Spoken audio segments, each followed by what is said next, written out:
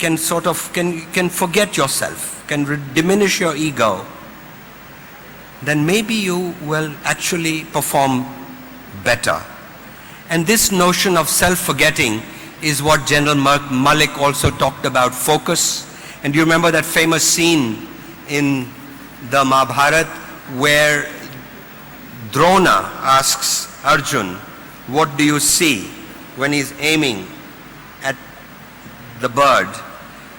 And he says, do you see the tree? Arjun says, no. Do you see the branch? No. Do you see the bird? No. Do you see the eye of the bird? Yes.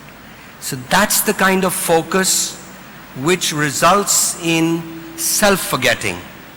And you know, when Tendulkar scored this wonderful century a few days ago, what a heartbreaking moment for us all. He must have forgotten himself to have performed. And this is what athletes call being in the zone. Of course, all of us sometimes do forget ourselves. We sometimes say, oh my God, it's 6 o'clock. I thought it was only 4 o'clock. Because we were absorbed in doing what we were doing.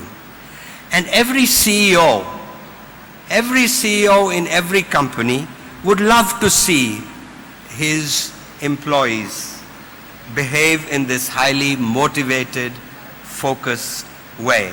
Instead of asking every day, when am I going to get my next promotion?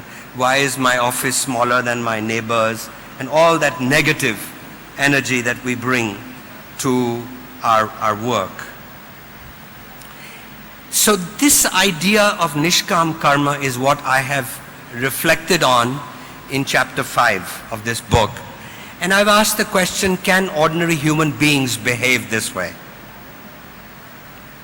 And frankly, I am skeptical. I think it's a very nice ideal.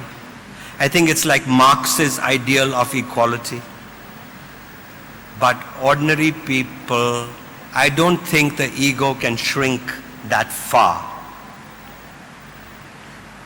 And this is why communism collapsed, because the human ego just could not shrink as far as Marx would have liked. And so, you know, but there is an important lesson that we need these ideals. And what one can learn from this is to hire people for attitude. When you are hiring an employee, look for the attitude, because Nishkam Karma is also an attitude. Finally, attitude to work. Some people just have a right, positive attitude. You can always give them skills. We do the opposite. We always hire people for skills and we forget about their attitude and we get into trouble.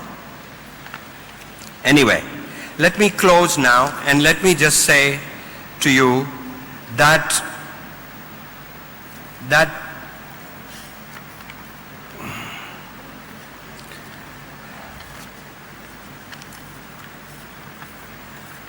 I'm getting my closing line for you. So I've got it. The Mahabharata is a dark tale. So dark, in this war everybody dies. And at the end Yudhishthira has to rule over an empty kingdom for 35 years. But this, in fact, I believe they had to write the Ramayana to give people some hope. The Ramayana at least has a perfect hero, a perfect brother of a hero, perfect wife of a hero, a perfect villain also. But the Mahabharata, I do believe, despite this dark tale, snatches victory. And snatches victory in a moment like this one. Do you remember at the end, Yudhishthira is walking towards heaven? A stray dog attaches himself to Yudhishthira. And they arrive at heaven, at the gates of heaven. And Indra comes out Indra is the heaven keeper, the king of heaven. And Indra says to Yudhishthira, great king, welcome. But Yudhishthira says, what about this dog? And Indra says, sorry, dog's not allowed in heaven. And then Yudhishthira says, but if a person comes to you for refuge, you do not refuse them. You help them. This is dharma. So how can I go to heaven without this dog? Now, nobody in this room would have behaved like this. I can bet you. But every child in every culture will learn compassion from this story. Now, what is Mahabharata telling us about leadership?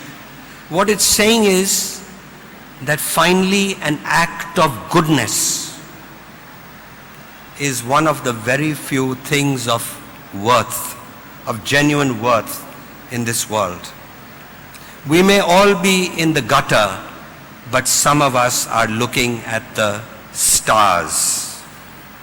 And so, some of the lessons on leadership, I would say, are the idea of attitude. You hire people for attitude, train them on skills. The idea of reciprocal altruism. A good leader has to punish, and that's why there's a whole section on Dandaniti in the Mahabharata.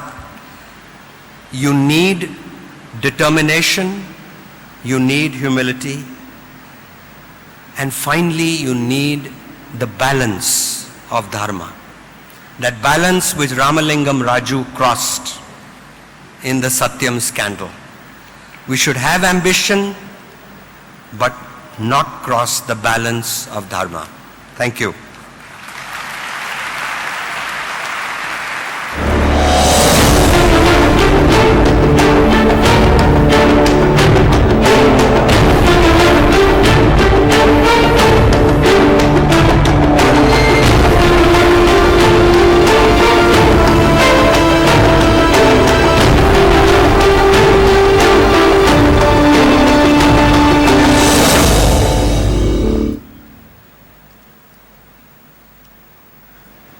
So we have had an excellent session and a lot of learnings from Gita and Mahabharata from both the learned speakers. And I will again quote from the Gita when Arjun says that Bhuya Kata Tapti Shanato Nasti Me Amritam, that please continue preaching as I am not yet satisfied. So those who are still seeking to learn more through the question answer session. So we are short of time, so 2 or 3 questions.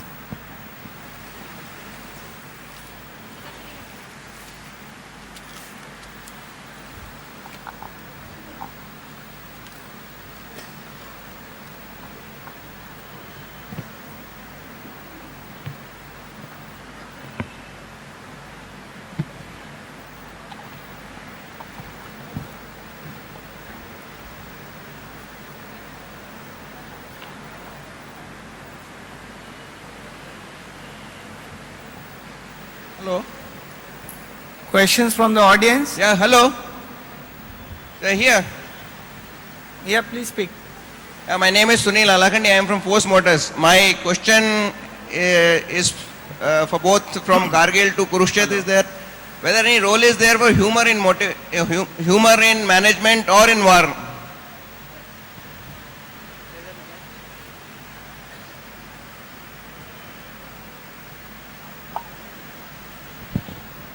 Sorry, can you repeat that question? What's the role for human beings? No, my question is that from Kargil to Kurukshetra. From Kurukshetra to Kargil, is there any role of humor in management or war?